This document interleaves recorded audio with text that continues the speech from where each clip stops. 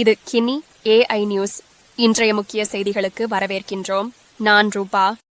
மனிதாபிமான பொருட்களுடன் காசா நோக்கி பயணித்த ஒரு ஐரோப்பிய செயற்பாட்டாளர்களின் படகு சர்வதேச கடற்பரப்பில் இஸ்ரேலிய கடற்படையால் தடுக்கப்பட்டது. ஸ்வீடன் நாட்டை சேர்ந்த கீதா டிம்பர் உருக்கமான வார்த்தையில் கூறுகிறார், இஸ்ரேல் படைகள் பொது கடற்பரப்பில் எங்களை தடுத்து வைத்தனர். இது சர்வதேச சட்டத்திற்கு மாறானது. என் நாட்டை இது குறித்து நடவடிக்கை எடுக்குமாறு கேட்டுக்கொள்கிறேன். தற்போது தொடர்பு முற்றிலும் துண்டிக்கப்பட்டுள்ளது.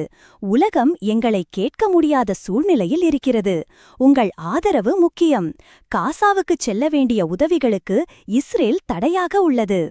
வானில் ஹெலிகாப்டர்கள் பறக்கின்றன. எங்களை தாக்கவா அல்லது வேதியியல் திரவமா? ஐயோ, எதுவென்று தெளிவில்லை. நாங்கள் அச்சப்படுகிறோம், ஆனால் பயப்படவில்லை.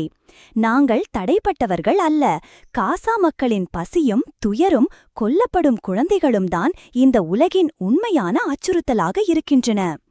எங்கள் அரசு ஆயுதங்களை அனுப்பவில்லை என்றால் இந்த படகு அங்கு இருக்க வேண்டியதில்லை. மனிதநேயம் வெல்ல வேண்டும். உங்கள் பிரதிநிதிகளை அழைக்கவும், உங்கள் குரலை ஓசையாக மாற்றவும். மௌனம் இப்போது குற்றம்.